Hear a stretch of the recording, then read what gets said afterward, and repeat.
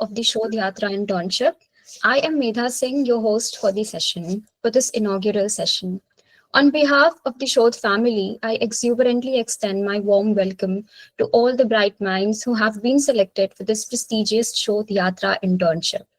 It is a unique collaboration between Shodh, an initiative of Shodh in collaboration with Kirorimal College and Ramjas College, University of Delhi.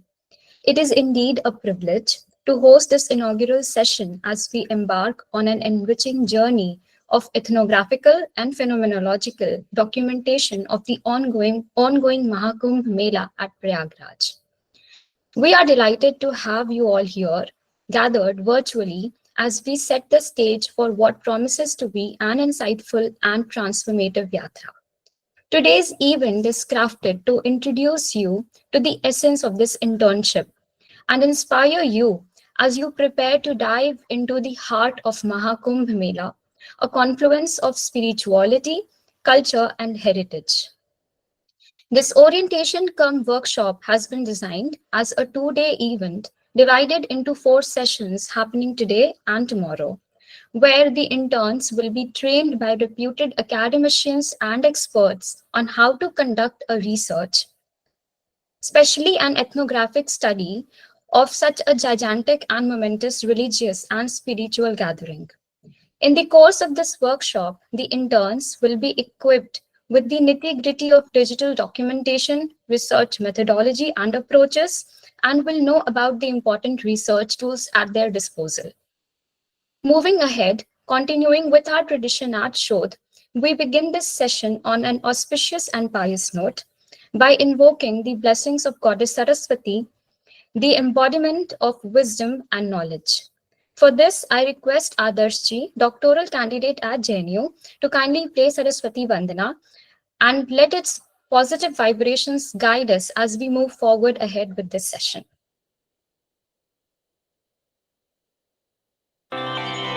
या कुन्देन्दु तुषारहार धवला या शुभ्रवस्त्रामृता या वीणावरदण्डमण्डितकरा या श्वेतपद्मासना या ब्रह्माच्युत शङ्कर प्रभृतिभिः देवैः सदा वन्दिता सा मां पातु Saraswati Bhagwati निःशेष जाड्यापहा।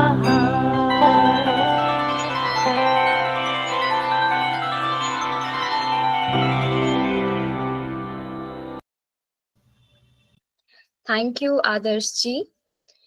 Before we proceed with today's discussion, it is my responsibility to acknowledge the distinguished presence and special guests amidst us. Shodh family extends its heartfelt gratitude to the patrons of Shodh Yatra internship, Professor Dinesh Khattar, Principal of Kirorimal College, University of Delhi, and Professor Ajay Kumar Arora, Principal of Ramjas College, University of Delhi. Sir, without your support and able guidance, planning this majestic yatra would not have been possible. Thank you so much, sir. It is also my absolute honor to welcome the distinguished speakers for our inaugural session who have graced this event with their kind presence. Joining us today as our keynote speakers are Professor Kuldeep Agnihotri, renowned historian and former Vice Chancellor of Central University of Himachal Pradesh, Professor Raj Sharan Shahi, sir, who is esteemed educationist, Department of Education, Baba Saheb Bhim Rao Ambedkar University. Sir is also the National President of Akhil Bharatiya Vidyarthi Parishad, and Professor Suneet Kumar Singh, sir, who is Director, Dr. B.R. Ambedkar Center for Biomedical Research and Director, Delhi School of Public Health, University of Delhi. Shodh family welcomes you all, sir. Now, I would like to acknowledge the gracious presence of Shodh National In Charge, Dr. Alok Singh ji, and Shodh National Convener, Shri Arjun Anand ji. They have been a guiding force behind Shodh and this internship, and it is their vision that has made this initiative possible. On this note, I invite Professor Dinesh Khattar sir for his welcome address.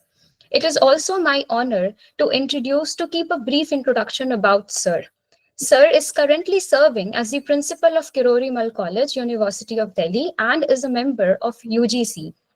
He has pursued his PhD in mathematics from University of Delhi. He has a teaching experience of more than 20 years and has received many prestigious awards and distinctions such as the Dr. APJ Abdul Kalam National Dedication Award, Dr. S. Radhakrishnan Memorial National Teacher Award in 2015, and the prestigious Commonwealth Scholarship of Government of India for pursuing research in UK. He has also led research group on ancient Indian mathematics under the guidance of Adarniya Dr. Krishan Gopalji, and has served as member of many prestigious committees of University Grant Commission for Educational Reforms. Over to you, sir.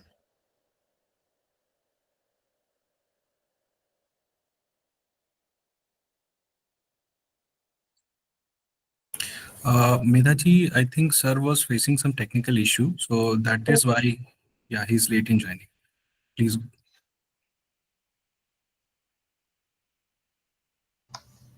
Okay, so I think we have lost his connection. Sir will join us shortly. So while Sir join us, I would request now I will request Krishna ji to kindly play the video of this internship that we have made, that our team has made, that encapsulates the essence of Mahakumbh Mela and this internship. Or the technical team.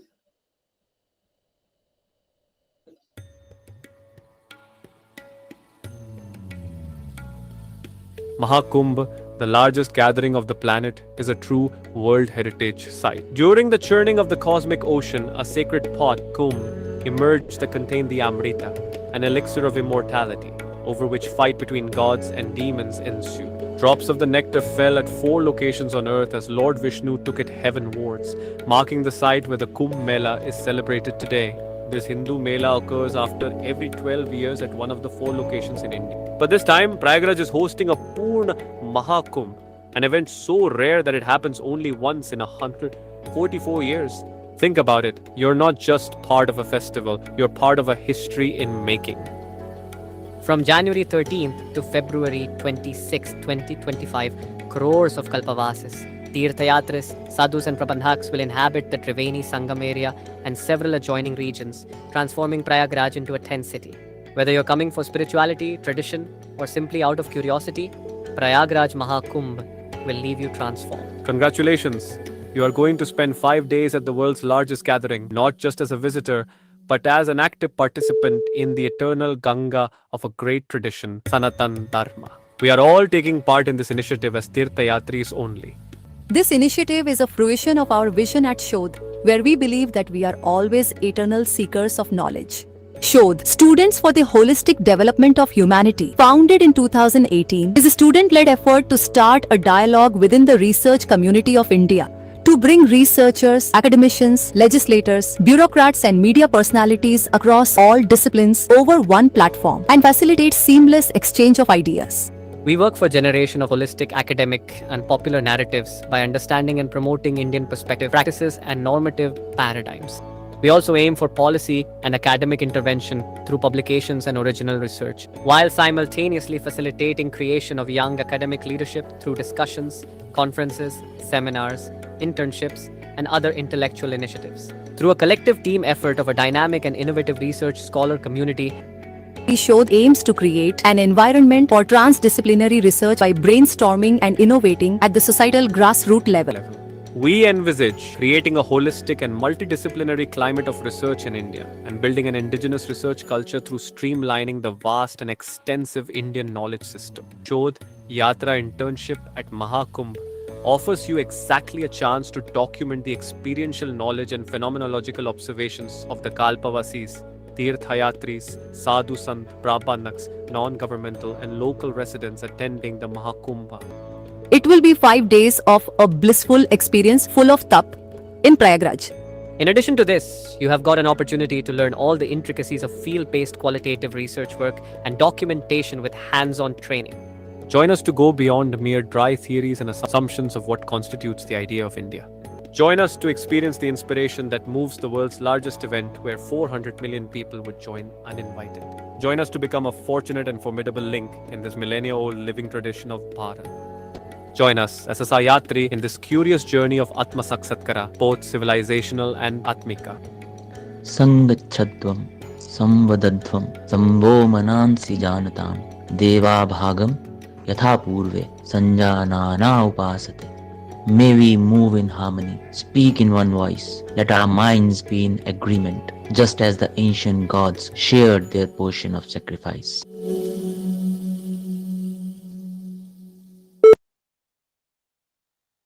Thank you, Adarsh ji, for playing this wonderful, captivating video. What an incredible visual journey it was. This pretty sums up our vision behind this yatra and why it is important for all of us to engage in it in this Kumbh Mela, also as an academic enterprise. Special thanks to Krishna Shekhar Sharma ji for making this picturesque video. Now moving ahead, as you all know, this internship is being organized by Shodh. But do you know what is Shodh, its mission and vision? To give you a holistic overview of Shodh and to discuss in brief about this internship, I invite Dr. Alok Singh ji. Dr. Alok Singh ji is National In Charge Shodh and is also an assistant professor at the Ramjas College, University of Delhi, and teaches zoology. Sir has published many articles and research papers in this field and presented papers in many national and international conferences. I invite you, sir, for your introductory remarks. Over to you, sir. So, namaste, everyone. So, respected Professor Kuldeep Agnihotri, sir, Professor Rajsaran Sahi, sir, who just landed and he will join in 2-3 minutes. Professor Sunit, sir, Director ACBI, and faculty members who supported and spread this message among their students, research scholars, students, and all the interns who are going to be part of this much awaited internship. So starting with the Shodh. So Shodh stands for Student for Holistic Development of Humanity, which is basically a research platform. And the target of Shodh is to provide opportunity to take a multidisciplinary and holistic approach to research for the development of society. So in last 5 years, Shodh actually collaborated with the eminent University of India like Jawaharlal Nehru University, Banaras Hindu University, Delhi University, Central University of Himachal Pradesh University, all eminent universities and institutions all of India, and participated in different conferences, workshops, seminars, talks, and different type of activity which actually groomed the young mind to take research as a passion. So Shodh utilizes these opportunities as a problem into opportunities for a national transformation. Shodh utilizes these opportunities as well as an individual effort of researchers and academicians for seamless exchange of ideas. So this creates an environment for an interdisciplinary approach in research by thinking and innovative at the root level. Under the initiative, scholars are encouraged to conduct research and present findings away from the science-based and the societal-based research. Under the initiative, scholars are encouraged to conduct research and present findings away from the scientific methods and research ethics. Shodh also gives opportunities for scholars to think interdisciplinary and fix the direction of research in future. As a society, our problems have become increasingly complex and will continue to do so in near future. A dynamic and innovative society will naturally turn these big problems into the big opportunities for self-transformation. Shodh believes to milk those opportunities, individually stellar effort of researcher and academician must be combined with a seamless exchange of ideas among them. So this will create an environment for a interdisciplinary approach in research by thinking and innovating at a ground level. So Shodh regularly organizes conferences, seminar, discussion with professor, analyst, scientists, entrepreneurs, environmentalists, and policymaker to get feedback on education and research policies and future course of action. In this particular internship, which is based on a different aspect, the various aspects of Mahakumbh, so students are going to get idea about the cultural aspect of Mahakumbh, the economic impact it is going to create in the Uttar Pradesh and the India, and as well as a health and disaster management, how the Mahakumbh actually manages all the different aspect of health and disaster management, as well as the environmental and sustainable aspect of the Mahakumbh. So in the next one and a half month, approximately 40 crore people are going to visit Mahakumbh. So in this internship is going to give an idea to our interns how this Mahakumbh actually amalgamation of culture, economy, science, health, and sustainability. So by this, I'm stopping my words. Thank you. Thank you very much. Thank you so much, Dr. Singh. So I can see Professor Dinesh Khattar, sir has joined us now.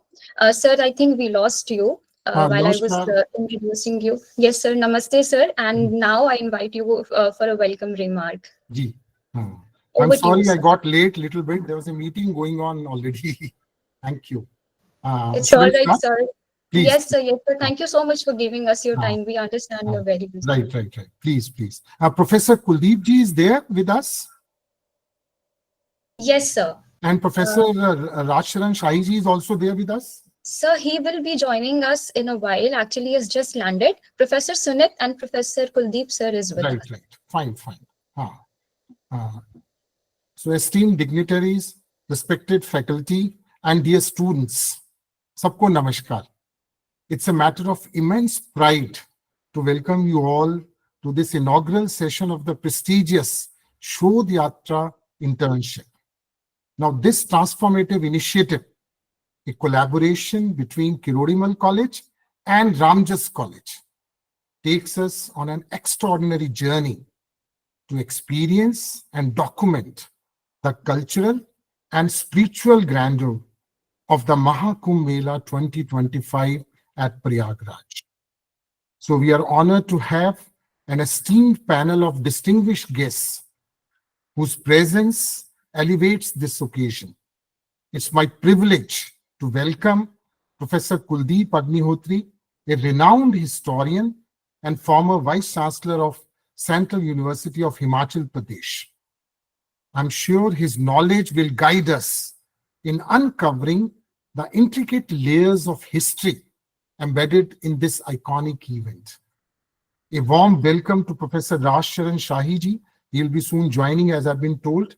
He's Dean, Department of Education, Babasaheb Bhimrao Ambedkar University, whose inspiring work in the field of education reminds us of the transformative power of learning. We are also delighted to have with us Professor Sunit K. Singh, Director ACBR, University of Delhi, whose contribution to science exemplify the pursuit of excellence and innovation. And of course, a heartfelt welcome to Professor Ajay Arora, Principal of Ramjas College, whose unwavering support and leadership have been pivotal in making this collaboration a reality. So as we set out on this enriching journey, let us draw inspiration from the wisdom of great Indian thinkers. Rabindranath Tagore once said, सबसे उच्च शिक्षा वह है जो हमें केवल जानकारी नहीं देती, बल्कि हमारे जीवन को संपूर्ण अस्तित्व के साथ सामंजस्य में लाती है. The Mahakumbh Mela embodies this harmony, weaving together spirituality, culture, and humanity on an unparalleled scale. Swami Vivekananda, whose life and words resonate deeply with this yatra, said, उठो, जागो और तब तक नहीं रुको जब तक लक्ष्य प्राप्त ना हो जाए. Now let this internship be a reminder of our collective mission to preserve and document India's rich cultural heritage for generations to come. Mahatma Gandhi spoke of the soul of India when he said, एक राष्ट्र की संस्कृति उसके लोगों के दिलों और आत्मा में निवास करती है. As you document the Mahakumbh, remember that you are capturing the living pulse of our civilization. APJ Abdul Kalam, the people's president, urged us to dream big.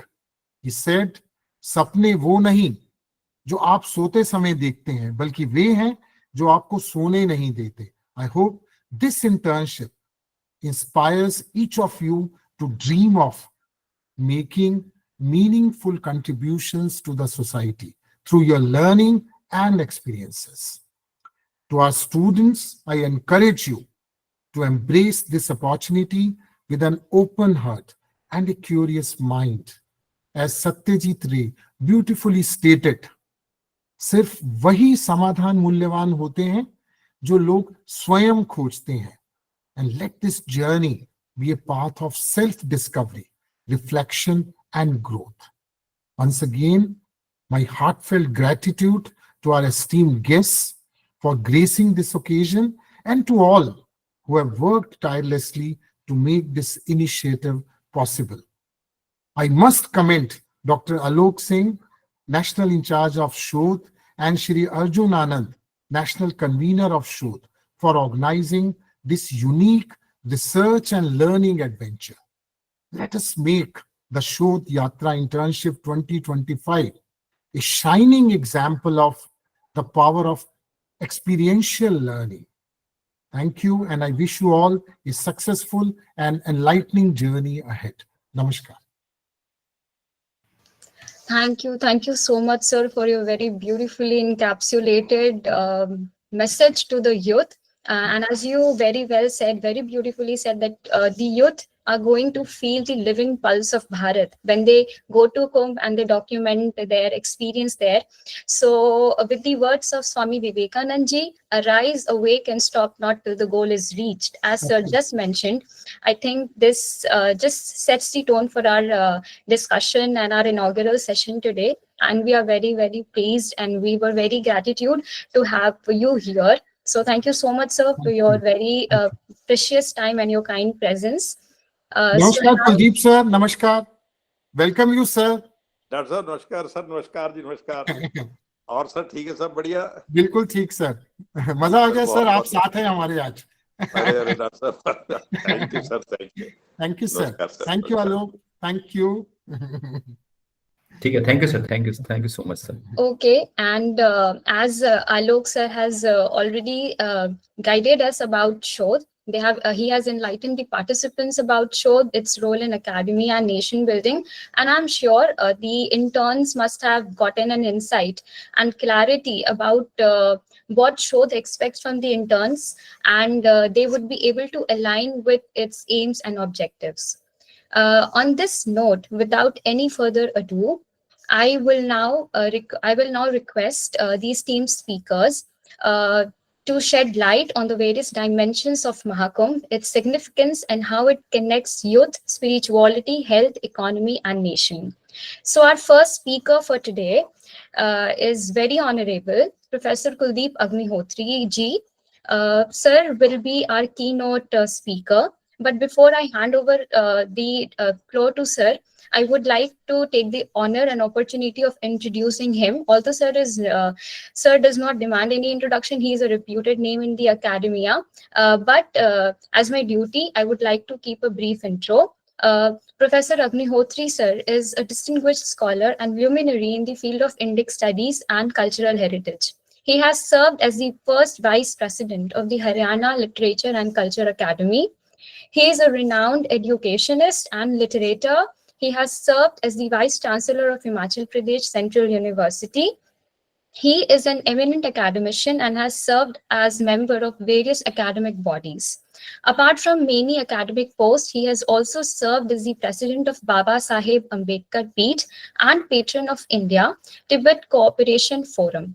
He has also held the responsibility of vice chairman of Punjab School Education Board for some time. Professor Agnihotri was also jailed in 1975 while opposing the emergency declared by the Indira Gandhi government. He has also been a special invitee member of the Library Committee of Himachal Pradesh Legislative Assembly. He has authored many books and articles in his academic career, some of the most notable ones being Jammu Kashmir Ki Ankahi Kahani, Guru Nanak Dev's biography, and Bharatiya Dashguru Parampara. With this, sir, I welcome you again, and we are all very excited to listen to you. Over to you, sir. मेरा बहुत बहुत धन्यवाद बेटे, बहुत अच्छा। तुमने मेरा जरूर से ज्यादा ही परिचय करवा दिया, लेकिन फिर भी बहुत अच्छा लगा। डॉक्टर दिनेश जी ने भाई एक बड़ी जबरदस्त बात कही कि समाधान वही रेलेवेंट होता है जो लोग खुद तलाशते हैं। किसी की समस्या का कोई दूसरा समाधान करता है वो शायद इतना रेलेवेंट नहीं होता। जब व्यक्ति अपनी समस्या से खुद जूझता है और फिर उसका समाधान खोजता है, वही समाधान सुख देने वाला होता है।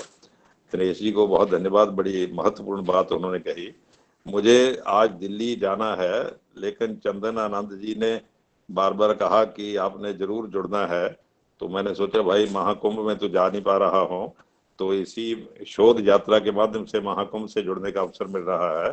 मैं बहुत आभारी हूँ सभी मित्रों का, शोध यात्रा वालों का, जिन्होंने ये आयोजन किया, और जितने यहाँ दूसरे मित्र जुड़े हुए हैं।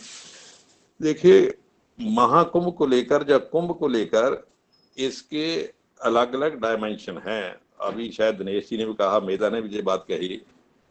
एक इसका डायमेंशन स्पिरिचुअलिज्म का तो है ही कि इससे आध्यात्मिक शांति मिलती है, अध्यात्म से आदमी जुड़ता है। एक इसका एस्पेक्ट सोशियोलॉजी का भी है, समाज शास्त्र का भी है। हिंदुस्तान भर से लोग इकट्ठे होते हैं और लगभग जहां तो इस कुंभ में तो महीना डेढ़ महीना के लिए इकट्ठे होंगे और शायद ही कोई कोना बचता हो जिससे लोग ना आते हों। एक इसका तीसरा पक्ष आर्थिक पक्ष भी है। अभी अखबार वाले बड़ी डिटेल दे रहे थे, आज ही ट्रिब्यून में किसी पंजाब के अर्थशास्त्री का बयान आया हुआ था कि इस महाकुंभ से जीडीपी इतनी बढ़ेगी और भारत की इकोनॉमी को इस प्रकार का लाभ होगा। लेकिन चलिए ये इस प्रकार की, लेकिन मैं इसके एक अन्य पक्ष की चर्चा करना चाहूंगा। देखिए, शब्द सागर मंथन आता है। सागर मंथन से ही कुंभ की कल्पना होती है ना, कि सागर मंथन हुआ, उसमें से क्या जहर भी निकला और विष निकला और फिर अमृत निकला। अमृत को लेकर इंद्र का बेटा जयंत, शायद उसका नाम था, वो कुंभ लेकर भागने लगा और फिर कुंभ से जहां जहां अमृत छलकता गया तो कुंभ से ही फिर ये कुंभ का नाम पड़े। कुंभ घड़े को भी कहते हैं, हमारे जो गांव में कुम्हार घड़े बनाते हैं उसको कुंभ भी कहते हैं, इसलिए कुंभ बनाने वाले को कुंभकार भी कहते हैं। तो उस घड़े से जहां भी अमृत छलका तो वहां इतने साल बाद, 4 साल बाद, 12 साल बाद, अब ये 144 साल बाद कुंभ का आयोजन होगा। सागर मंथन में एक कथा आती है कि नाग जो थे उसको रस्सी के तौर पर यूज किया गया और एक और देवता जुट गए और दूसरे असुर जुट गए और सागर का मंथन करने लगे। अब देखिए, मंथन का अर्थ चरनिंग तो चलिए उसका डिक्शनरी का अर्थ होता ही है। जब हम कहते हैं ना कि साहब बहुत सी समस्याएं आ गई हैं, हमें बैठकर मंथन कर लेना चाहिए, इनका समाधान निकालना चाहिए।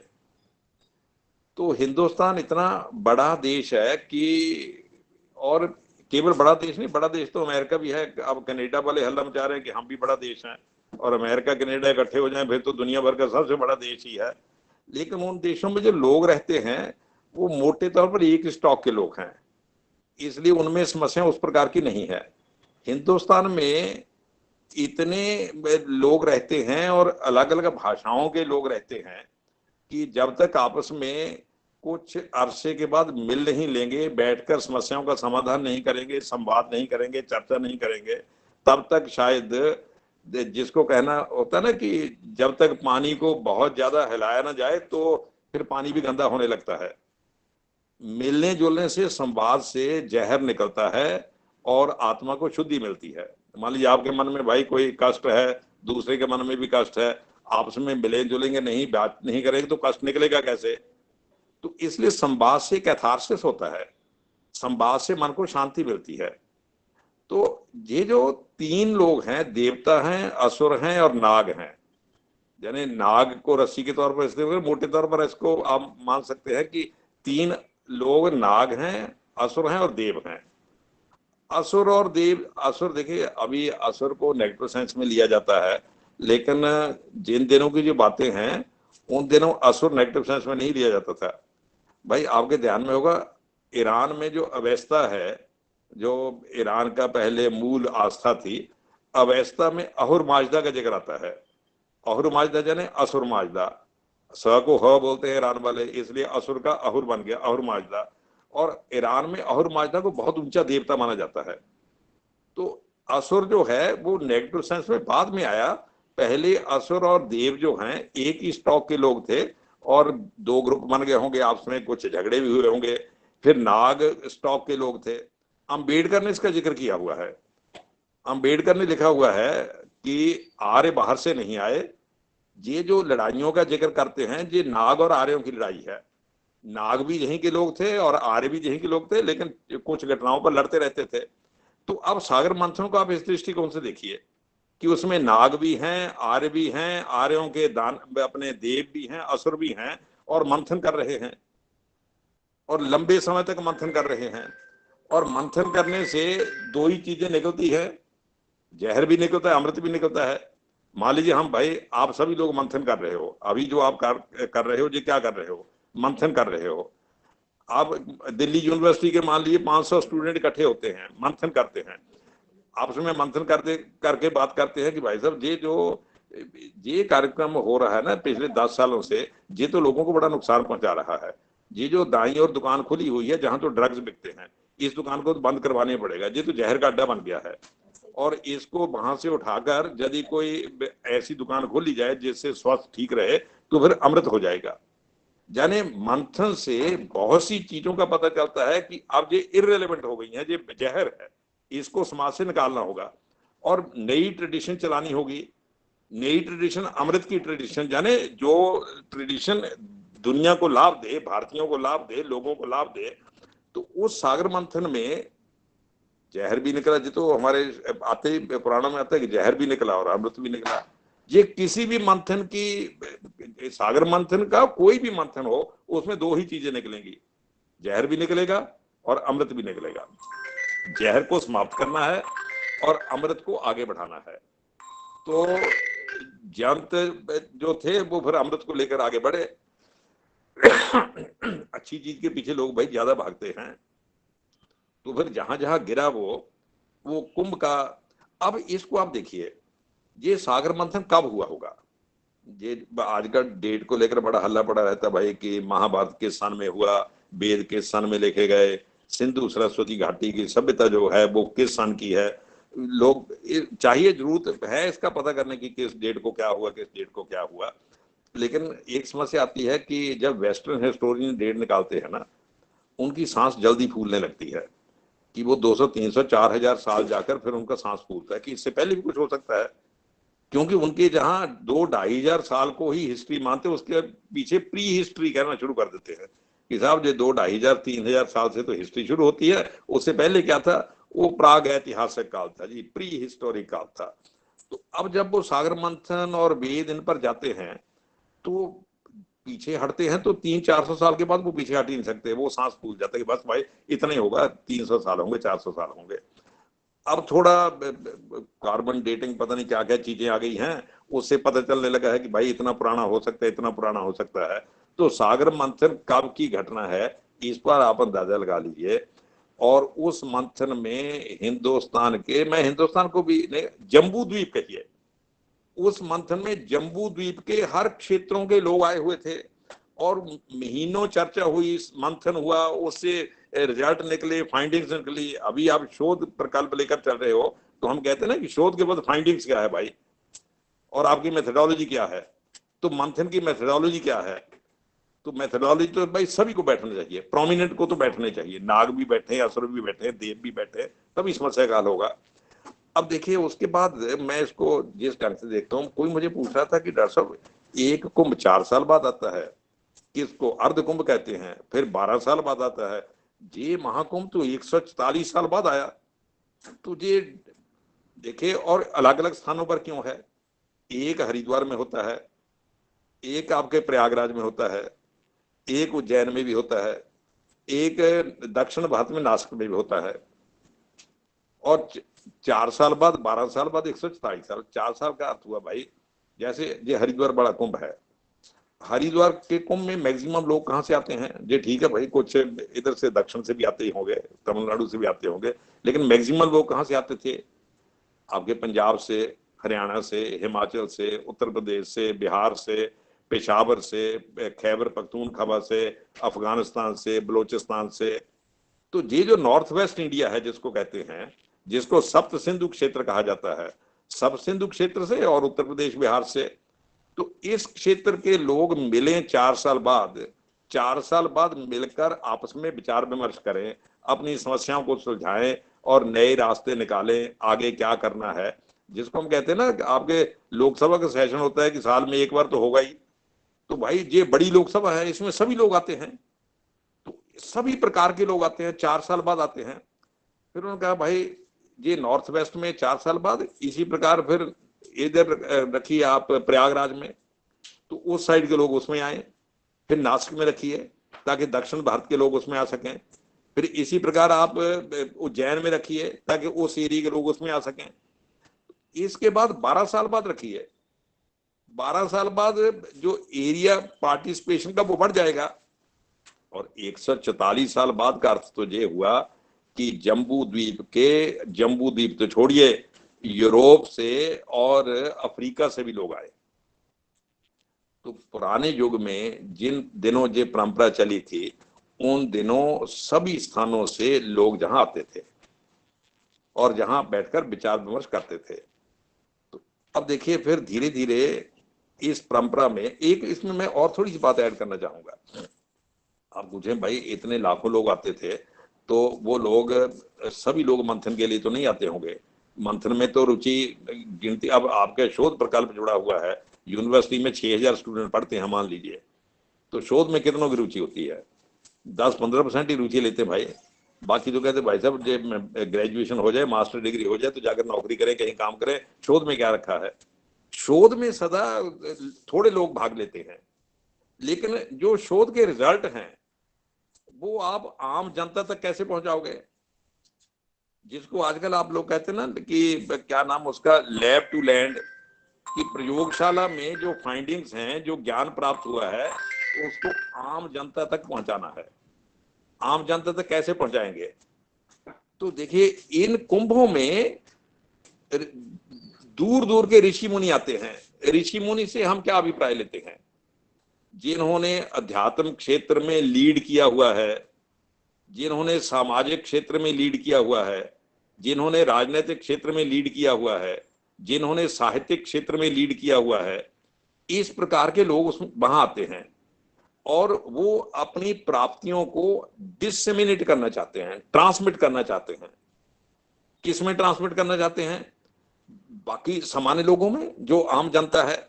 अभी देखिए आप इसको इस ढंग से समझिए, आप यूनिवर्सिटी में स्टूडेंट हैं मान लीजिए, टीचर भी हैं स्टूडेंट भी हैं।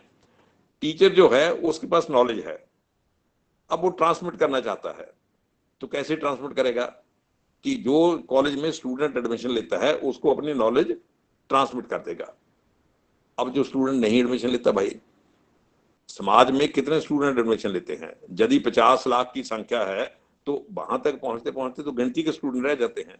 तो क्या जो बाकी लोग हैं उनमें ज्ञान का ट्रांसमिशन ना किया जाए। यूरोपियन सिस्टम तो यही है कि जो कॉलेज में आता है उसी को नॉलेज दी जाए, लेकिन इंडियन सिस्टम ये नहीं था। इंडियन सिस्टम था कि जो कॉलेज में नहीं भी आता, गुरुकुल में नहीं भी आता, उसको भी नॉलेज ट्रांसमिट होनी चाहिए। इसलिए भाई कुंभ के वक्त हर आदमी इनवाइटेड है, साधारण से साधारण आदमी जिसका इन चीजों से कुछ लेना देना नहीं, वो भी इनवाइटेड है। और इनवाइट करने का तरीका क्या है कि भाई जहां आएंगे तो मन को शांति मिलेगी, पुण्य प्राप्ति होगी, संगम में नहाने से एक प्रकार से आपका ये सुधरेगा, वह सुधरेगा। लेकिन जब सब लोग आते हैं तो सब लोग आने के बाद जो ऋषि मुनि हैं, मैं फिर कहता हूं कि ऋषि मुनि means intellectuals of that era, different subjects के, डिफरेंट डिसिप्लिन्स के जो इंटेलेक्चुअल हैं वो वहां आए हुए हैं, साइंटिस्ट आए हुए हैं। अब वो अपनी नॉलेज ट्रांसमिट करते हैं। और ट्रांसमिशन का तरीका क्या है? अब भाई मान लीजिए 5000 साधारण व्यक्ति मेरे पास बैठे हैं कुंभ में ही, क्योंकि अदरवाइज तो बैठेंगे ही नहीं। मुझे उनको, मैंने मान लीजिए उदाहरण के लिए तुलसी पर रिसर्च की हुई है, और तुलसी पर सर्च करके मुझे लगा कि तुलसी के पौधे में ये केमिकल है, फलां केमिकल है, ये केमिकल खाया जाए तो पेट में इसका ये लाभ होगा, ये उससे रिएक्ट करके ये चीज बनाएगा, उससे बुखार उतर जाएगा। अब जो यदि मैं कॉलेज में पढ़ाता हूँ फिर तो मैं साइंटिफिक ढंग से समझाऊंगा सभी को, और वो समझ भी जाएंगे। अब मेरे सामने 20,000 लोग कुंभ में बैठे हैं, मैंने उनको ये नॉलेज ट्रांसमिट करनी है जो मैंने प्राप्त की है। अब मैं उनको कैसे ट्रांसमिट करूंगा? मैं उनको कहूंगा भाई घर में तुलसी का पौधा लगा लीजिए और सुबह उठ उसको पानी दीजिए, और शाम को उसका पत्ता मत तोड़िए, और यदि गलती से कभी बुखार आ जाए तब उसके 4 पत्ते उबाल कर पी लीजिए, बुखार ठीक हो जाएगा। अब ये मैंने नॉलेज जो है 20,000 लोगों को ट्रांसमिट की है, और वही नॉलेज मैं कॉलेज में जब केमिस्ट्री डिपार्टमेंट में ट्रांसमिट करता हूँ तो मेरा ये तरीका नहीं होगा कि उसको पानी दीजिए, उसका ये करिए, उसका वो करिए। फिर मैं उसको बताऊंगा इसमें इतने % ये है, इतने % ये है, और बुखार इस कारण होता है, वो केमिकल गड़बड़ करता है, तो तुलसी का ये केमिकल अंदर जाएगा तो रिएक्ट करके उसको ठीक कर देगा। तो ये भाई कुंभ में जो लाखों करोड़ों की संख्या में लोग आते थे, अब भी आते हैं। बेसिक आप देखिए कुंभ का बेसिक प्रैक्टिकली जो मैं जिस एस्पेक्ट पर बात कर रहा हूं, एक बहुत बड़ा तरीका आम पब्लिक को ज्ञान प्राप्ति ट्रांसमिट करने का मामला था। और इसलिए लोग बहुत क्यों आते हैं? अब देखिए अभी भी लोग कहते हैं ना भाई कुंभ में जाना है, वहां फलां साधु आते हैं, हिमालय से आते हैं, जिन्होंने सिद्धियां प्राप्त की हुई है, जिन्होंने ऐसा प्राप्त किया हुआ है, जिन्होंने ऐसा प्राप्त किया हुआ है, उनके दर्शन से पुण्य मिलता है, उनके दर्शन से फलां होता है, सब चीजें कहते हैं। तो ये तरीका जो है हमारा नॉलेज ट्रांसमिट करने का, इसको मैं कथा पद्धति मेथड कहता हूँ। बीएड में लोग पढ़ाते रहते हैं मेथड ऑफ टीचिंग, कुछ ऐसा होता है। बीएड में एक पेपर होता है हिस्ट्री में, केमिस्ट्री में, फिजिक्स में, उसको मेथड ऑफ टीचिंग कहते हैं। तो आज हम मेथड ऑफ टीचिंग में बाकी तो हजारों मेथड पढ़ाते हैं, लेकिन ये कथा पद्धति वाला मेथड कभी नहीं पढ़ाते भाई। जो मेथड ऑफ टीचिंग यूनिवर्सिटी में हम पढ़ाते हैं उसमें जो नॉलेज ट्रांसमिट होती है वो गिनती के लोगों में होती है जो सामने बैठे हैं, और ये जो मेथड ऑफ टीचिंग है इससे करोड़ों लोगों में नॉलेज ट्रांसमिट होती है। और इन करोड़ों लोगों को असेंबल कैसे किया जाए? तो कुंभ के वक्त वो असेंबल होते हैं और महीना महीना पर बैठते हैं, और उसमें जैसे कहा कि सभी प्रकार के जो साइंटिस्ट हैं वो भी पहुंचते हैं। ऐसा दुनिया में केवल हिंदुस्तान में ही है, और दुनिया के किसी हिस्से में ऐसा एक्सपेरिमेंट नहीं होता।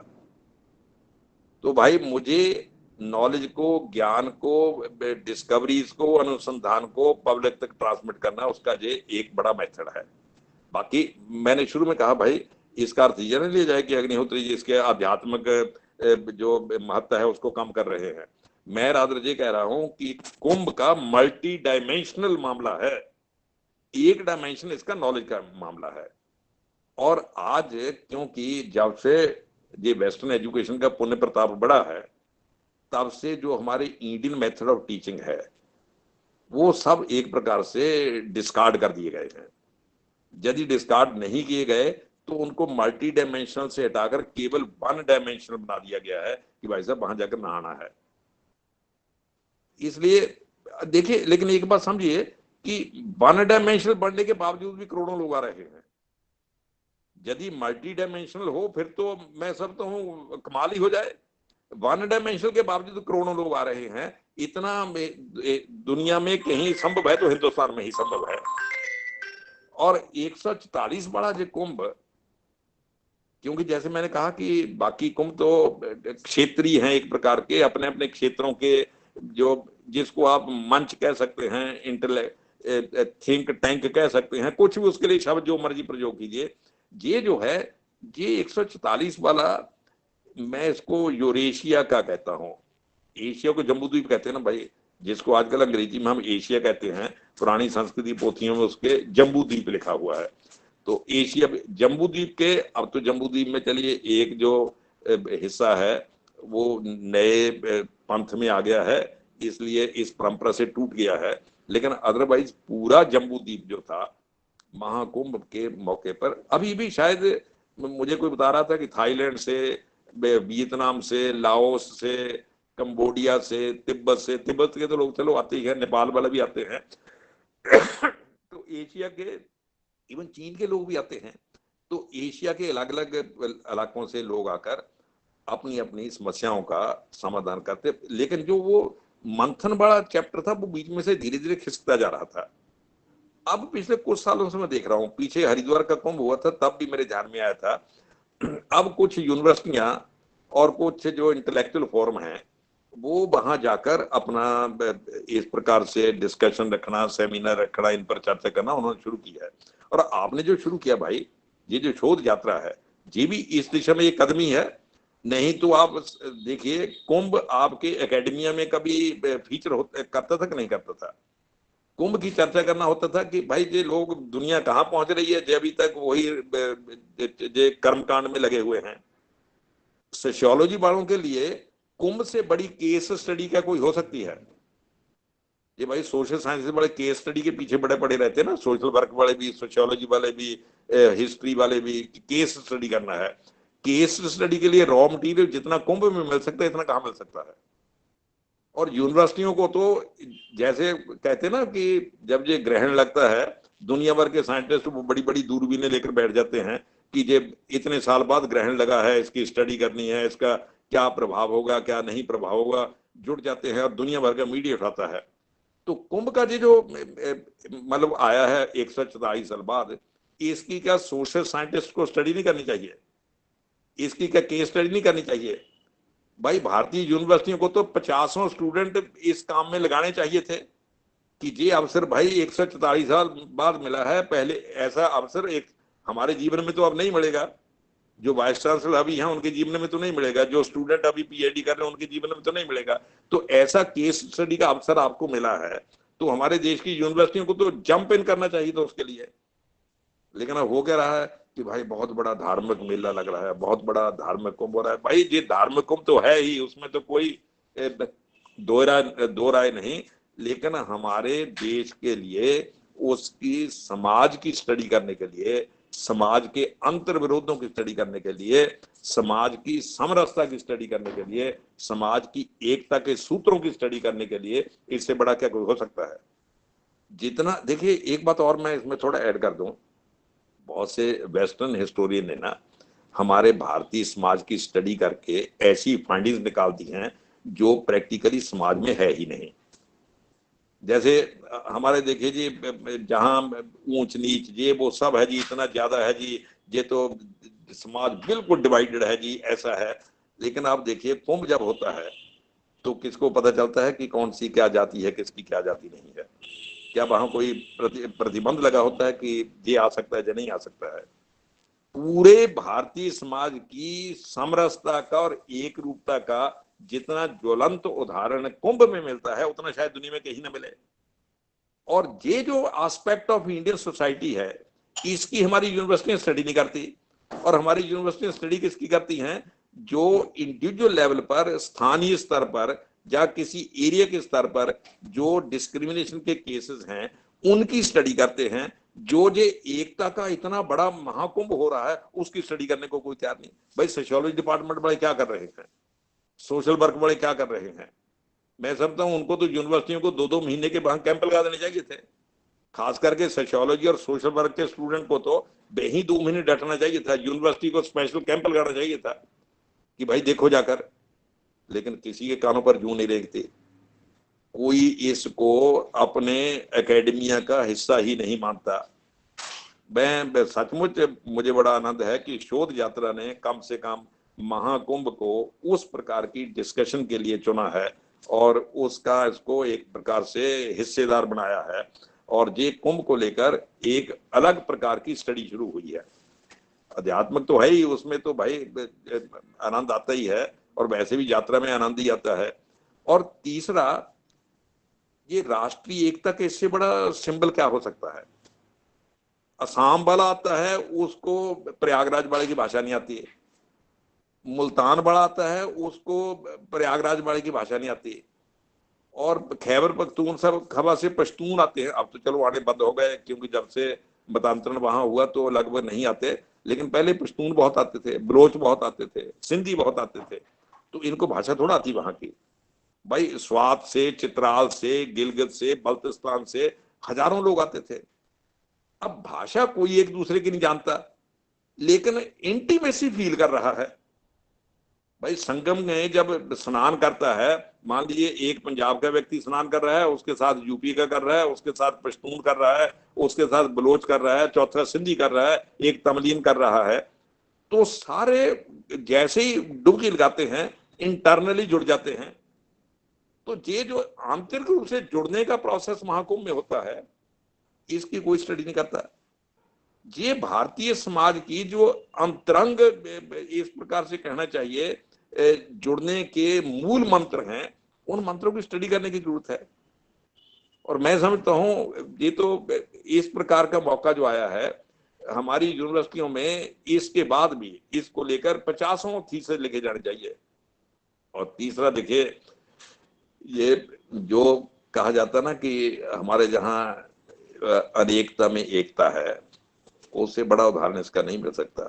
अनेकता में एकता का शरीर अलग अलग दिखाई देते हैं, भाषाएं अलग अलग हैं, और खाना पीना भी शायद अलग अलग ही होगा। अब तमिलनाडु बड़ा अपनी भोजन करता होगा, गुजराती अपने 20 थालियां सजाकर बैठता होगा, पंजाब बड़ा अपने ढंग से करता होगा, लेकिन लगता है सब एक ध्येय के ही यात्री है।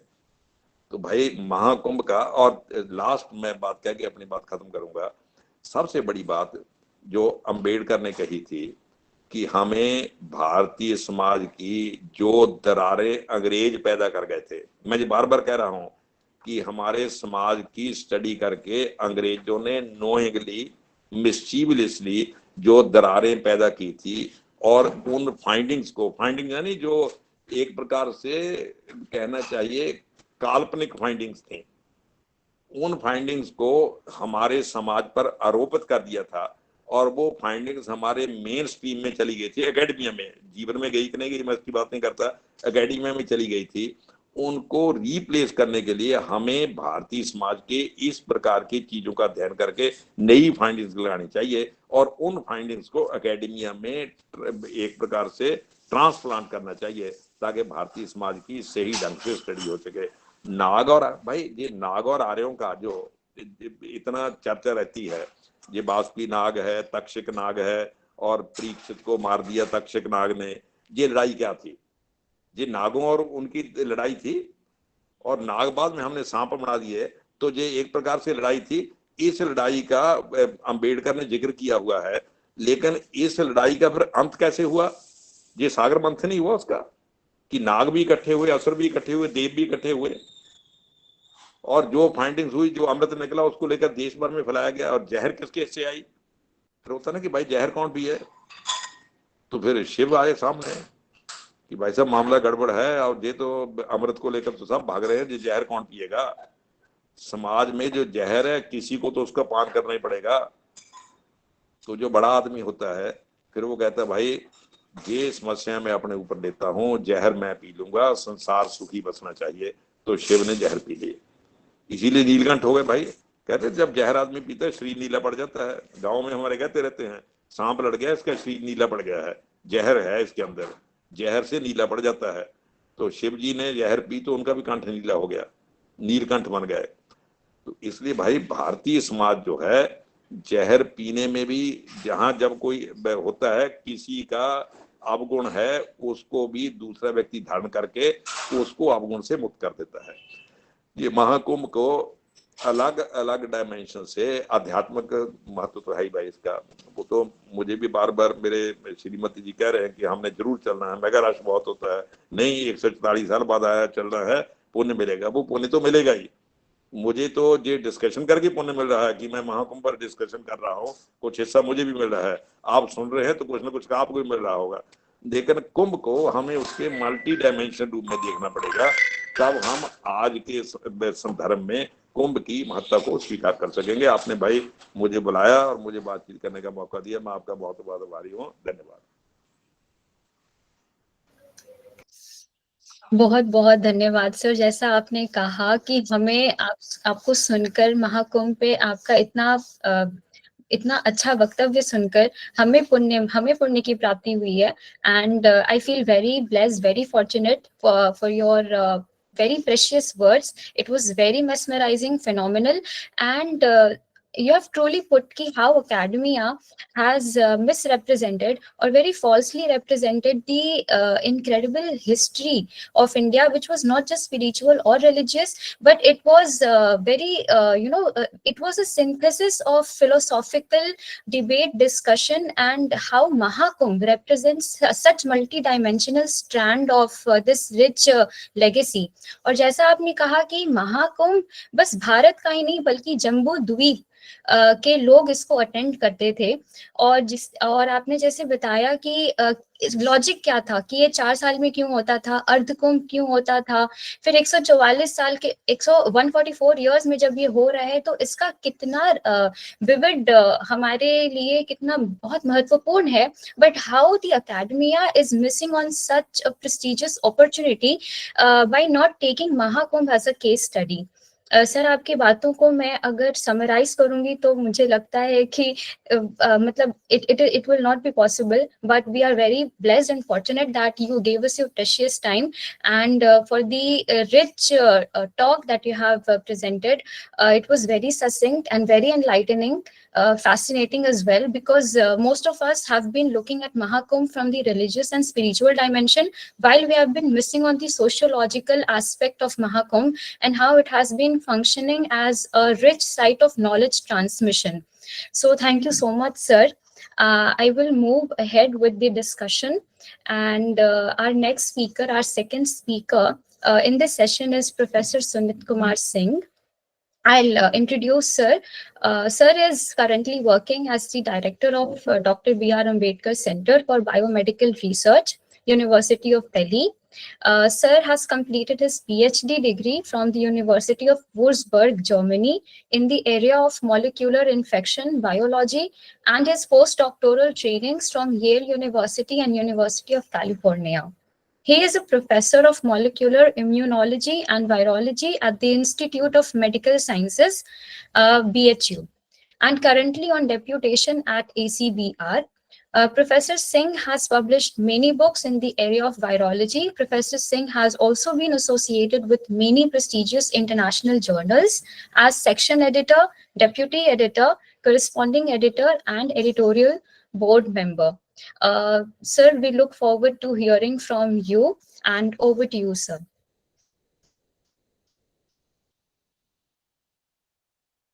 Thank you. I think I am audible to all. So, Professor Agnihotri sir,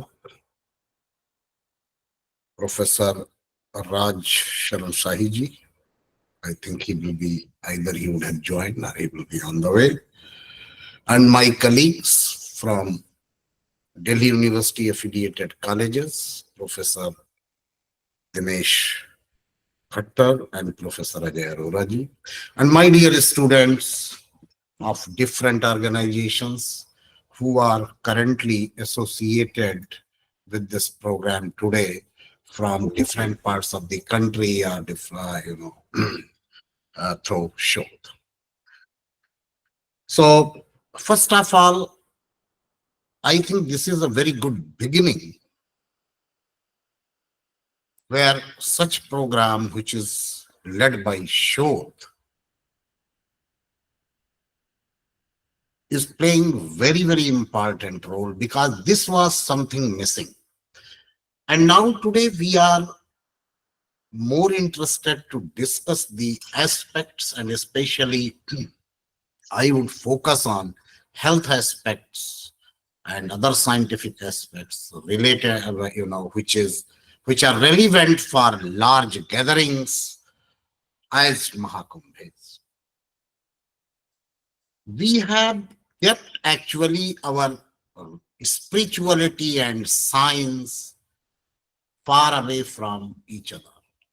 And this is the case where differences started. But I think now time has come when we should try to find out spirituality in science and scientific aspects of spirituality. Now, I have been given task by Dr. Alok Singh, who is the national, president for Shodh, that what students can do if they are going to physically attend the Mahakumbh in terms of their internship. We have to see here, you have a limited time. When you talk about, because social scientific aspects have been really discussed in detail by Professor Agnihotri, but when I talk or I see it from public health angle, then you have a limited time and you should have precise questions. You need not to have a big thesis out of it. Let it be a small study, but that small study will add value in terms of public health. Number one, when we see, we scientists sit in our room, publish papers, but rarely we go to public who are not having scientific backgrounds. They want to understand the philosophy of science or finding of science in very easy words, simple language. And I think unless and until this gap will be filled up, the aim and goal of scientific research would not be met. So first, and the best example which I would like to give over here, if you remember the situation in COVID-19, our government of India, our health professionals, our scientists, our public health experts, our clinicians, they all were busy from different angles to tackle the disease. And then COVID vaccine came into picture. When government of India was trying to, implement a mass scale vaccination program, then there were people who were spreading either misinformation or disinformation. These are two very different terms. When we talk about misinformation, we would like to say, or we mean it, that a message is wrongly spread without the intent of wrong message spreading. Means we heard something, we did not verify it, and we passed on to the second person. And he passed on to third person, fourth person, so on and so forth. The chain of misinformation is spreading in society. And there are disinformations. What are disinformation? During COVID, I am a virologist, I have seen it, that it was COVID vaccination program was being spread as if it is a program of family planning. And some religious groups were even said and those who are spreading disinformation don't get vaccinated. That is a wrong thing. It can be done due to the political motives. It can be done due to the non-state actors. I think this is the time when you students should also try to find out what is the difference in between misinformation and disinformation, and try to go to such large places of gathering, which is a Mahakumbh, that such kind of misinformation and disinformation, what kind of best strategies are there to avoid the spread of misinformation and disinformation. So that is one thing which you can say. When we talk about our mythology, our religion, then what happened? We have seen fasting. Fasting in Hindu religion, it has been there since ages. Now, science says, papers are in Cell, Science, Nature. They say one fasting is very good for health. You will ask from which angle? It increases autophagy. What is the autophagy? Autophagy is a process of removing dead cells and unwanted particles as well as misfolded proteins from your body. So now we complement our religious belief of fasting with the scientific discovery. We have proof. We have validated it. World has seen it. So now we need to think about it. Now question comes, when you go such kind of places, what as a student you have to do for intervention? You have to see there and educate people to protect against environmental hazards and threats. So you should try to find out, are there some environmental threats and hazards which may affect the health of large number of visitors visiting this area? You have to also there to educate people and promote good health behaviors and preventive measures.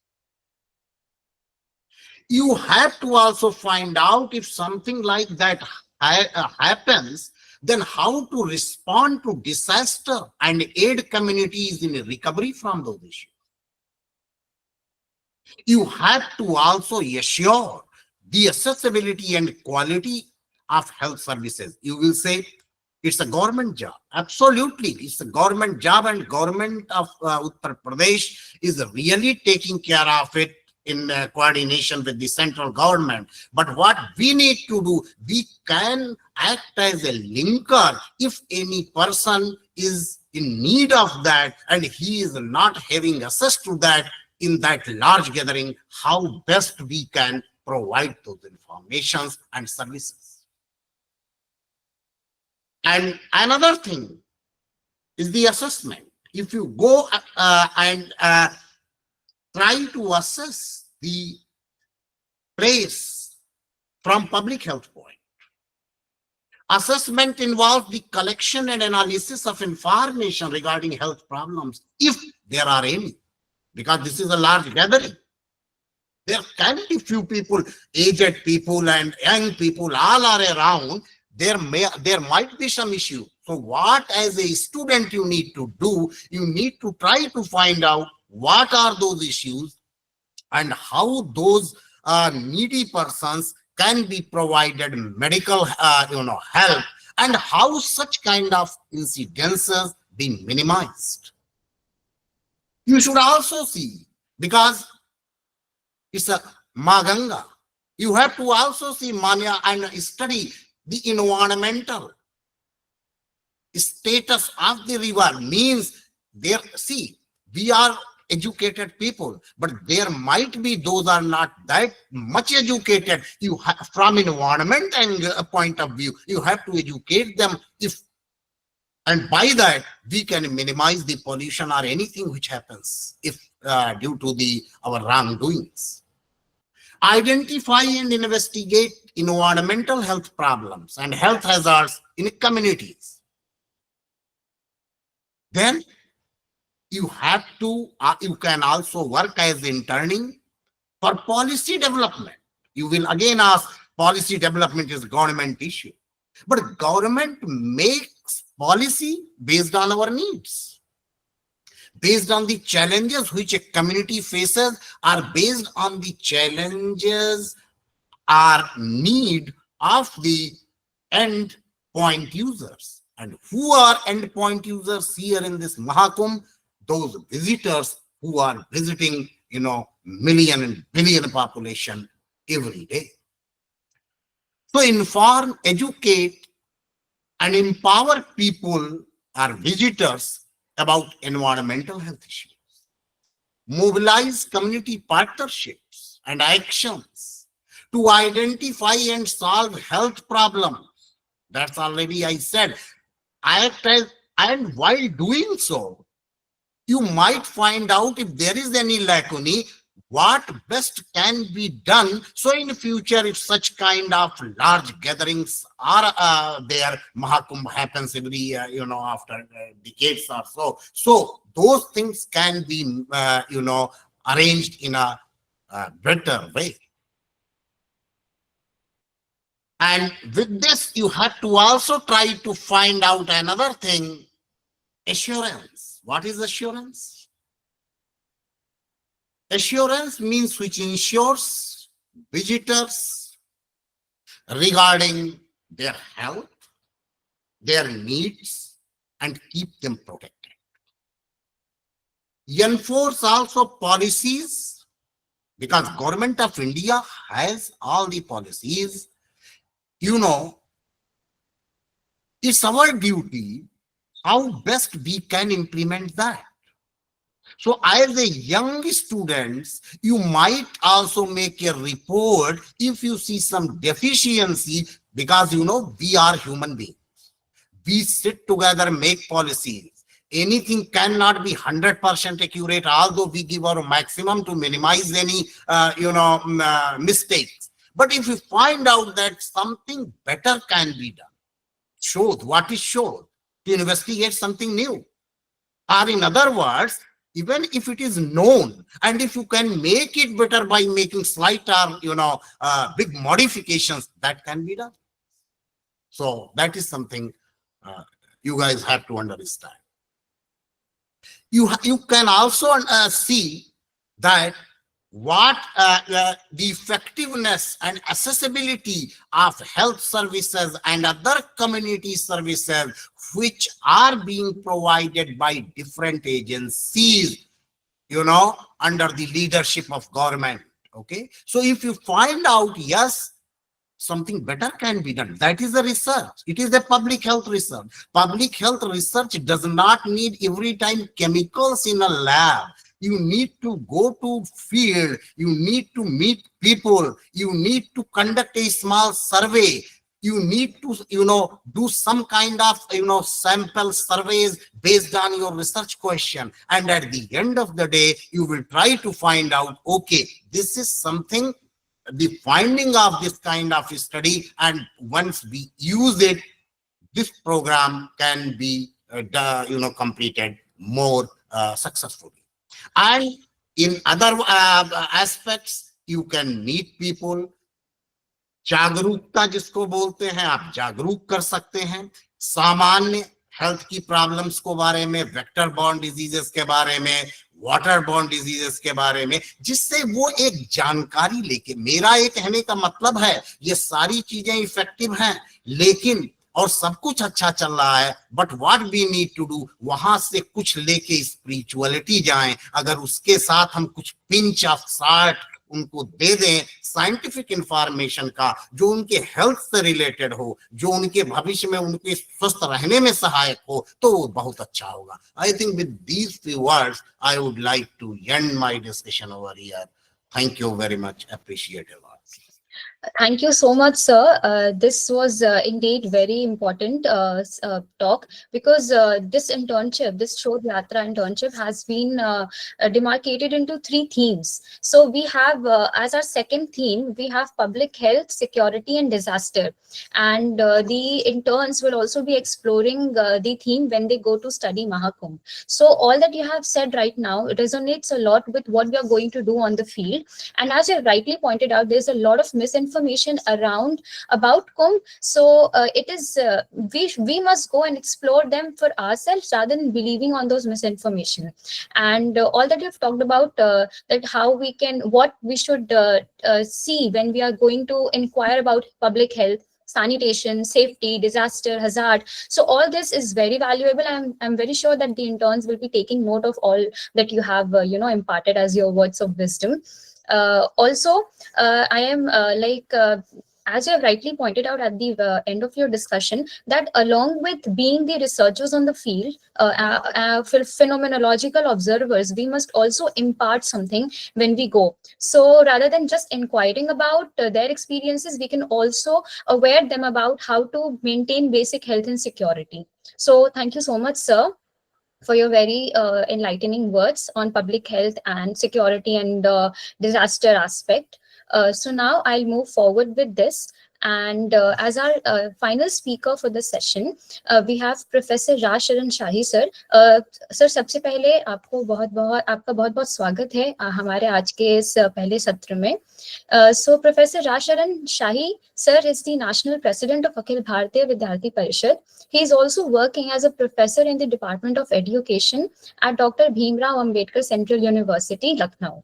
Prior to this, he was an associate professor at Digvijay Nath PG College, Gorakhpur. Sir has edited many books so far.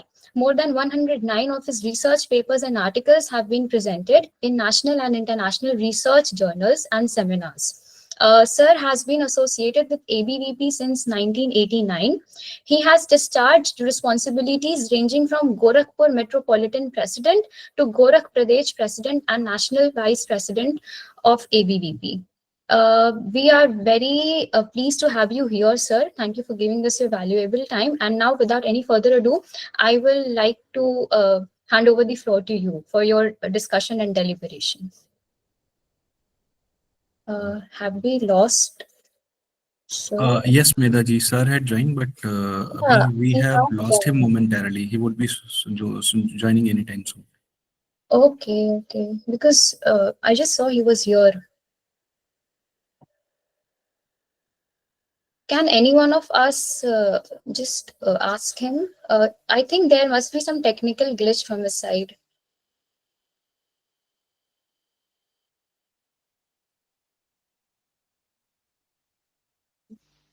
Okay, so we'll wait for a minute so that sir reconnects.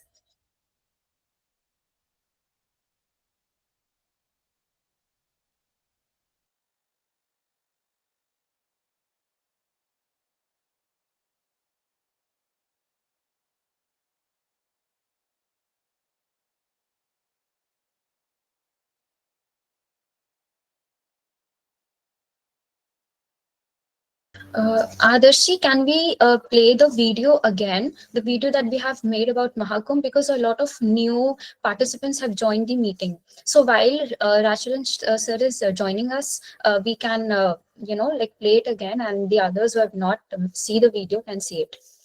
So yeah, I would request the technical team to kindly play the video.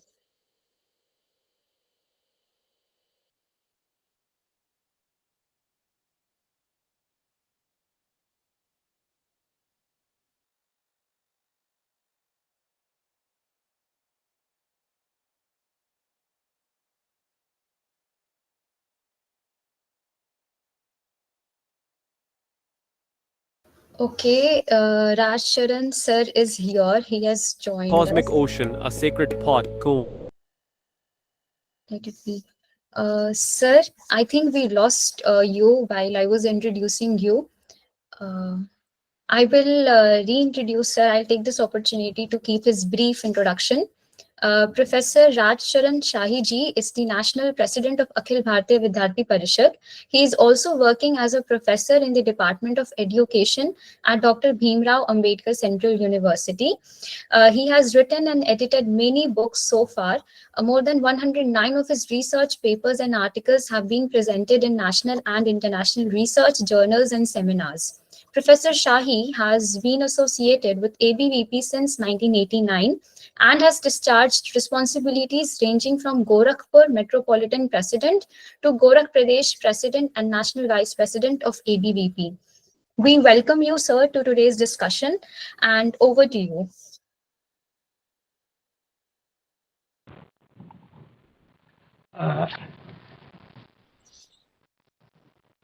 मैं थोड़ा journey में हूँ तो थोड़ा शायद मेरी आवाज पहुंच रही नहीं, एक बार थोड़ा बता दीजिएगा। जी सर, आपकी आवाज आ रही है। जी जी जी जी। तो आज के इस कार्यक्रम में अभी मैं आदरणीय professor Kuldeep Agnihotri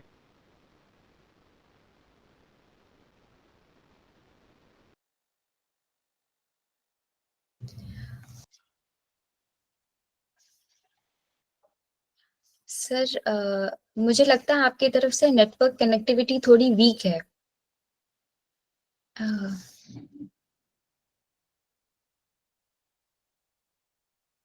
sir, you are not Audible.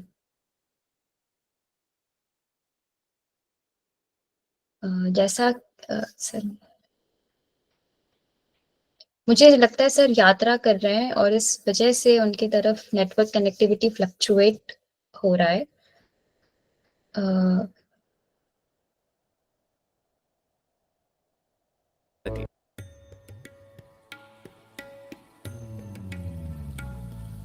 Mahakumbh, the largest gathering of the planet, is a true World Heritage Site. During the churning of the cosmic ocean, a sacred pot, Kumbh, emerged that contained the Amrita, an elixir of immortality, over which fight between gods and demons ensued. Drops of the nectar fell at 4 locations on earth as Lord Vishnu took it heavenwards, marking the site where the Kumbh Mela is celebrated today.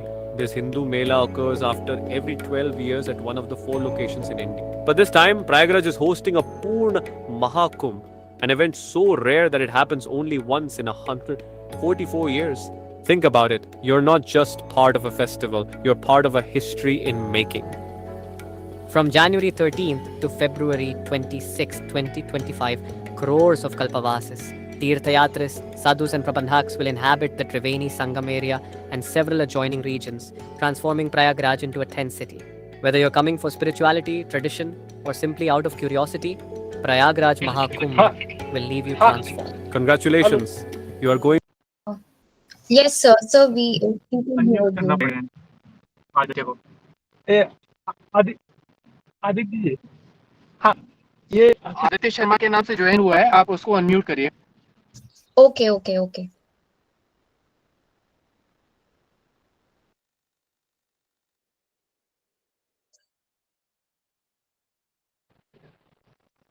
Yes, sir. So we have done that. Okay. हाँ जी, हाँ। तो ये जो कुंभ की परंपरा है केवल आध्यात्मिक चेतना के जागरण की परंपरा नहीं है, ये केवल सामाजिक समरसता के प्रसार की परंपरा नहीं है, बल्कि ये ज्ञान के सृजन की भी परंपरा है। और ज्ञान जब इसके थोड़ा ऐतिहासिक पृष्ठभूमि में जाते हैं, थोड़ी सी चर्चा प्रोफेसर कुलदीप अग्निहोत्री जी ने किया था कि वो जब मंथन हुआ था और मंथन से जो घड़ा निकला था, कुंभ निकला था, कुंभ ज्ञान का भी प्रतीक है। तो जहां जहां उसके पश्चात अमृत तत्व, भारत की संस्कृति में कहता है वादे वादे जायते तत्वबोधा। भारत की संस्कृति जो है वो तत्वबोध की परंपरा है, तात्विक चेतना के जागरण की परंपरा है।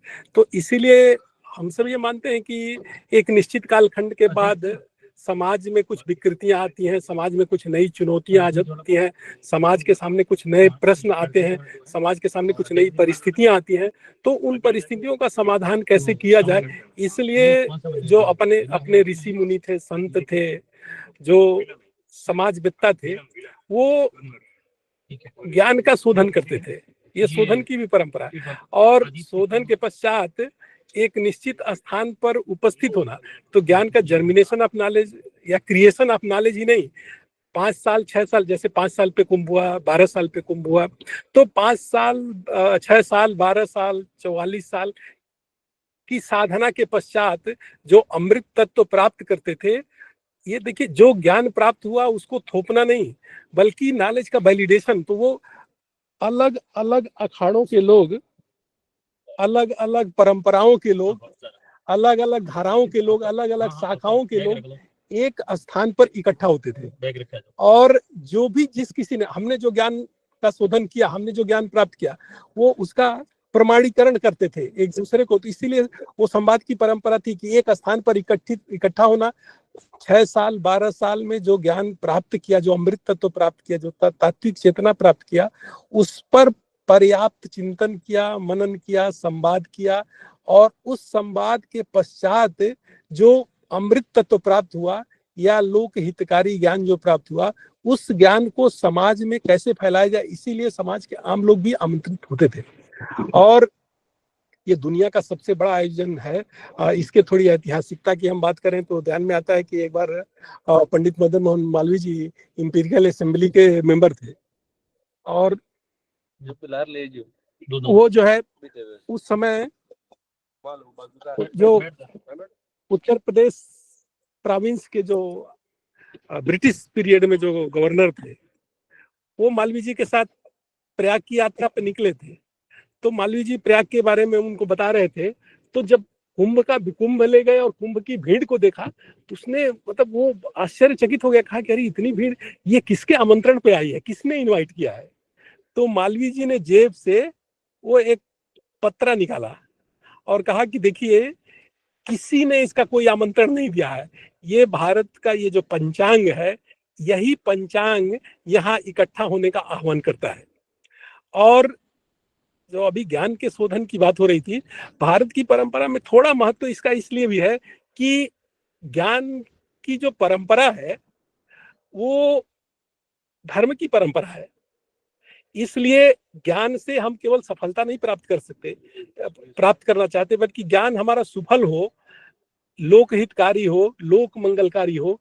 इसलिए हम क्या करते हैं कि जो भी ज्ञान के सृजन के लिए देश और काल की बहुत महत्वपूर्ण भूमिका होती है कि किस स्थान पर ज्ञान का शोधन करें। तो इसलिए वो गंगा का तट, गंगा के बारे में कहा जाता है कि वो मोक्षदायिनी गंगा है, सारे पापों को, सारे कष्टों को दूर करने। और वैज्ञानिक तथ्यों का अगर विश्लेषण करें तो भारत के ही लोग नहीं, दूसरे परंपरा के लोगों ने भी गंगा की पवित्रता, गंगा की निर्मलता और गंगा की ऐतिहासिकता और उसकी विलक्षणता को उसी प्रकार से स्वीकार किया है जैसे हम लोगों ने स्वीकार किया है। आईने अकबरी में अकबर जो है, आईने अकबरी की पृष्ठ 55 पे अकबर खुद उल्लेख करता है, कहता है कि वो जब फतेहपुर सीकरी और आगरा में था तो भी प्रयागराज से वो जल मंगाता था पीने के लिए, और जब ये राजस्थान के क्षेत्र में आया तो भी गंगा का जल ही, तो उसने कहा कि गंगा का जल बिल्कुल किसी प्रकार के विकार को दूर करता है, सभी प्रकार के विकारों को दूर करने वाला है। इसलिए अभी देखिए, हजारों वर्षों तक उसका पानी अगर किसी बंद डिब्बे में रखा जाए तो भी उसमें किसी प्रकार के विषाणु, अंग्रेजों के काल में एक बार जब बड़ा उसका प्रकोप हुआ था हैजे का, तो 100 दाह वहां होता था। उसके बाद जब उस पानी का परीक्षण किया गया तो पता चला कि इससे शुद्ध पानी, उसका कोई प्रभाव उस पर नहीं पड़ा था। तो इसलिए एक तो स्थान की पवित्रता और दूसरे काल की सुसंगतता, ज्ञान के सृजन में ये दोनों बातें महत्वपूर्ण होती है। इसलिए जहां सारी राशियां इस स्थिति में हो कि ज्ञान का सृजन भी ठीक प्रकार से हो और उसका ट्रांसमिशन भी ठीक प्रकार से हो, वह ज्ञान जो केवल सफलता नहीं दे बल्कि सुफलता प्रदान करे, इसलिए ये जो कुंभ स्थान की भी दृष्टि से अत्यंत पवित्र है और काल की दृष्टि से ऐसे स्थान पर संवाद के द्वारा लोक कल्याण का मार्ग प्रशस्त करना, लोक कल्याण का पथ प्रशस्त करना, ये कुंभ की परंपरा है, ये और ये सनातन परंपरा है। ये मतलब लंबे से जिसकी ऐतिहासिकता की चर्चा जब प्रोफेसर कुलदीप अग्निहोत्री जी कर रहे थे तो कह रहे थे कि मतलब ये पश्चिम का इतिहास तो 2500 वर्ष तक आते आते हाँफने लगता है, लेकिन हमारा इतिहास तो मतलब अगर देखें तो 5000-6000 वर्ष पुरानी चीजें तो अभी मतलब साक्ष्य के रूप में, प्रामाणिक साक्ष्य, जीवंत साक्ष्य उसके उपलब्ध हो रहे हैं। तो इसलिए ये जो सनातन परंपरा है, और दूसरे शोध की दृष्टि से तो 2-3 बातें, कुंभ से शोध की दृष्टि से हम क्या प्रेरणा ले सकते हैं। एक शोध का उदाहरण मैं आपको दूं कि एक बार एक स्लम एरिया पर एक रिसर्चर ने काम किया, और काम किया उसने कहा कि ये यहाँ की सामाजिक और परिस्थितियां इतनी रुग्ण हैं कि यहाँ जो पढ़ने वाले विद्यार्थी हैं या यहाँ रहने वाले जो विद्यार्थी हैं अपने जीवन में कई बार जेल जाएंगे। बाद में 20-25 वर्ष बाद उस पर एक एजुकेशनिस्ट ने फॉलोअप करना शुरू किया। उसने देखा कि देखें कि ये बच्चे कहाँ हैं, जिसके बारे में एक साइकोलॉजिस्ट ने, प्रतिष्ठित साइकोलॉजिस्ट ने कहा कि ये कई बार जेल जाएंगे। तो जब फॉलोअप करना शुरू किया तो ध्यान में आया कि उसमें से केवल 200 लड़कों पे अध्ययन किया था, 194 को ढूंढ निकाला, 6 को छोड़ करके 194 को ढूंढ निकाला, और उसमें से देखा कि केवल 4 लड़के ऐसे थे जो जीवन में 1-2 बार जेल गए थे, से सभी समाज में बहुत अच्छा काम कर रहे थे। तो जब सबकी केस हिस्ट्री तैयार की, केस स्टडी किया और उनकी हिस्ट्री, एक एक विद्यार्थी की केस हिस्ट्री तैयार की, तो पता चला कि सबको किसी एक शिक्षक ने पढ़ाया था।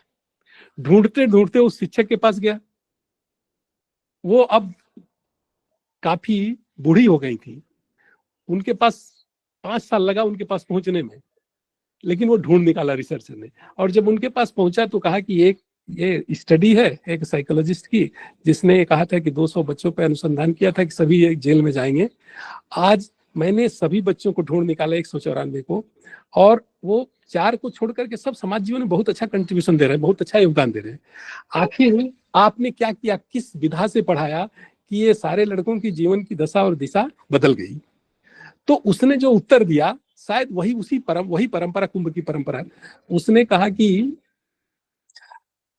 मैंने शब्द के संस्कार नहीं दिए, मैंने शब्दों को उनके जीवन में अर्थ दिया। मुझे ये नहीं पता है कि मैंने उसे क्या पढ़ा। उसने कहा कि मुझे ये नहीं मालूम है कि मैंने उसे क्या पढ़ाया, लेकिन मुझे ये याद है कि जिनको भी मैंने पढ़ाया उनको और अपने में कोई भेद नहीं समझा, एकात्मता के भाव के साथ पढ़ाया, अपने और उसमें कोई अंतर नहीं समझा, हृदय से हृदय का संवाद किया और शब्दों का संप्रेषण नहीं किया, शब्दों को उनके जीवन में अर्थ दिया, शब्द के संस्कार दिया। तो ये कुंभ इन सारी परंपराओं का उद्घोष करता है। सब कुंभ की परंपरा जीवन को अर्थ देने की परंपरा है। कुंभ की परंपरा मानव जीवन के उद्देश्यों को प्राप्त करने की परंपरा है। कुंभ की जो परंपरा है वो मनुष्यता के उद्घोष की परंपरा है। कुंभ की जो परंपरा है वो एकता और एकात्मता की परंपरा है, और कुंभ की परंपरा समाधान की परंपरा है। इसलिए एक साथ इतनी परंपराओं से जोड़ना ये कुंभ की परंपरा है। इसलिए शोध की दृष्टि से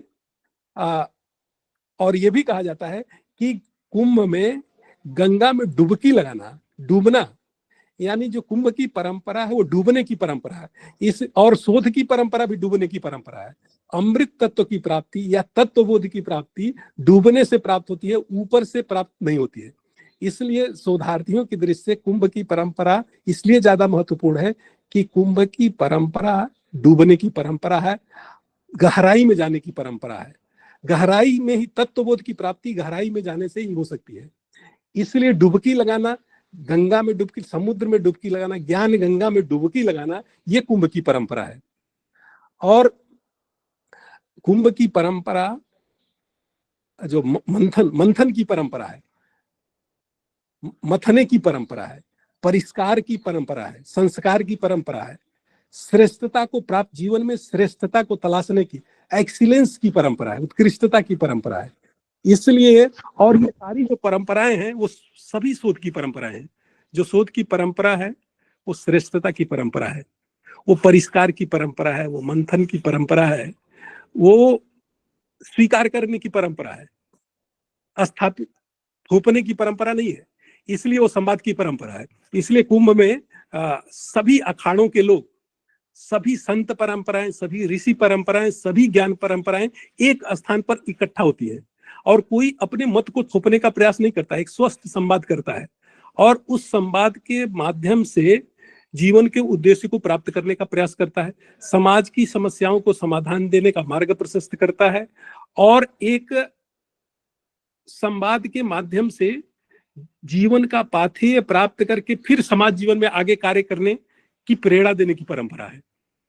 इसलिए खास करके जो हमारा शोध आयाम है, उस आयाम के लिए तो ये बहुत महत्वपूर्ण है, क्योंकि अभी कुछ एक दो आर्थिक पक्ष, मुझे लगा कि उसके सामाजिक पक्षों पे भी चर्चा हुई, वैज्ञानिक पक्षों पे भी चर्चा हुई, आध्यात्मिक पक्ष पे भी चर्चा हुई, एक दो उसके थोड़ा आर्थिक आयाम, क्योंकि कुंभ का आर्थिक आयाम इधर बहुत महत्वपूर्ण।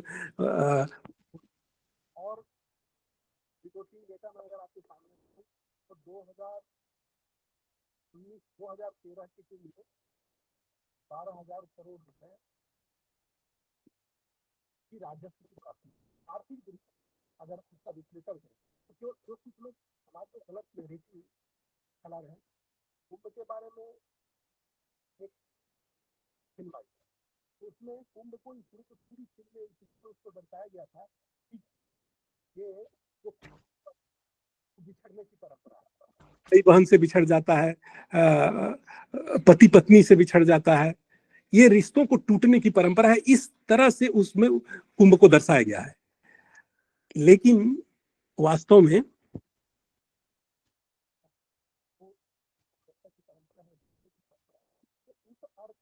और ये भी कहा जा रहा है आजकल अलग सर माफी चाहूंगी मगर बीच बीच में आपका आवाज नहीं आ रहा है सर।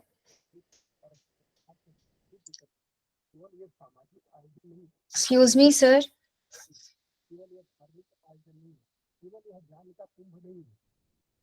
जीवन के सभी क्षेत्रों को, सभी को दिशा देने वाला और समृद्ध करने वाला आर्थिक पक्ष। Sir, am I audible to you? Excuse me. I think. हाँ, ये आवाज आ रही है? अब आ रही है सर। अच्छा जी जी, वो म्यूट हो गए थे। तो उसमें जो है अभी 2000 सर अब फिर से आपकी आवाज चली गई। 2019 का जो कुंभ हुआ था, उस कुंभ के पश्चात देश में 1.2 लाख अभी इस बार अगर सर आवाज वापस से मतलब बहुत धीमा आवाज है। अच्छा धीमा आवाज, ठीक है, तो ठीक है, मतलब मैं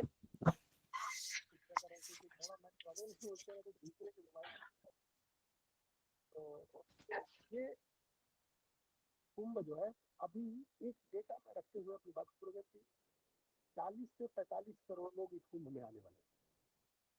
अगर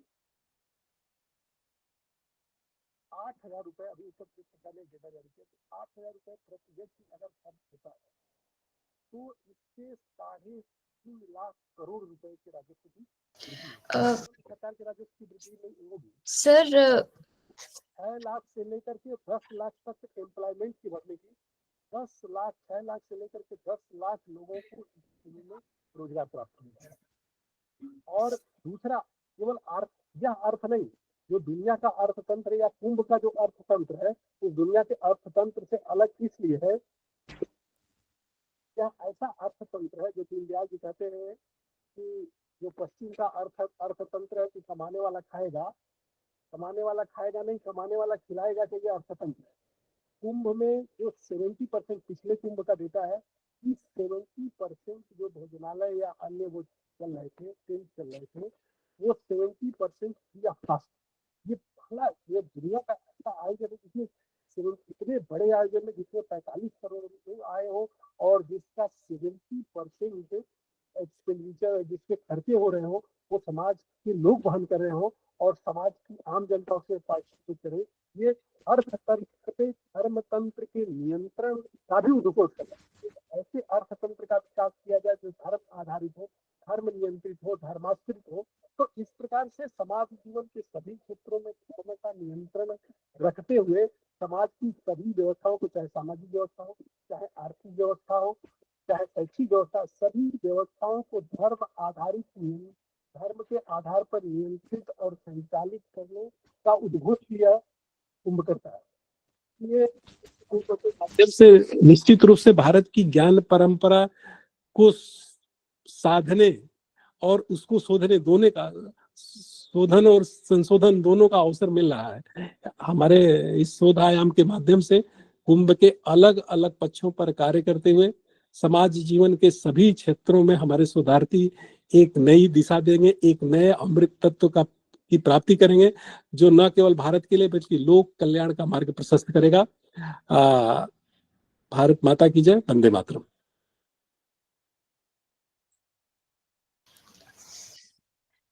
Thank you so much, sir, for this intellectually awakening and arousing प्रबोधन that you have given us right now. I mean, आपने बहुत सही कहा कि कुंभ ज्ञान की परंपरा है, ये एकता और एकात्मता की परंपरा है, और आपने हमें अपने इस प्रबोधन में ये भी बताया कि कुंभ में समय और स्थान का क्या महत्व है और किस तरीके से हम मतलब हम गंगा माँ के पवित्र तट पर जाकर डुबकी लगाते हैं तो हम ज्ञान के उस सागर में डुबकी लगाते हैं। सर, आपने अपने इस प्रबोधन में हमें आर्थिक महत्व का भी आर्थिक दृष्टिकोण भी समझाया हमें, और आपने ये बताया कि जैसे वेस्ट में होता है जो कमाएगा वही खाएगा, बल्कि हमारा जो परंपरा है, जो सनातन परंपरा है, उसमें हम निस्वार्थ भावना से सेवा करते हैं और सेवा कार्य करते हैं। और कुंभ जैसे इतने बड़े आयोजन में हम सभी को फीड करते हैं, मतलब वहाँ पर सेल्फलेस काम चलता आ रहा है। And thank you so much, sir, for your very enlightening and motivating words, for your very critical, engagement with the participants. I am very sure that we all have learned a lot about the aspects that have never been touched in our textbooks and has been left out from the larger academia. So with this, I again thank all these team speakers for their invaluable insights and transmission of invaluable knowledge on the significance of Kumbh. It was truly enriching to hear you all and such diverse and profound perspectives that you have presented on Mahakumbh Mela and its multi-dimensional impact and standing today. It was such rich insights on the significance and traditions of Kumbh could never have been, taught to us in our through our textbooks or by our professors sitting in the universities. और जैसा कि Kuldeep sir ने कहा था that we as all the universities should take this opportunity and make Kumbh a case study, so that ये जो हमारा भारतीय ज्ञान परंपरा है वो आगे बढ़ता रहे. So I am fortunate to have been associated with Shodh, and this is a very glorious moment right now that Shodh has undertaken this initiative where we will be going on the fields with interns who are dedicated to this cause, and we'll be spending 5 days batch-wise on the field, and we'll be exploring the different dimensions that we have discussed right now here. The field will be testing our theories into practice, and I'm very sure this discussion has set the foundation for our coming sessions and for our field work. So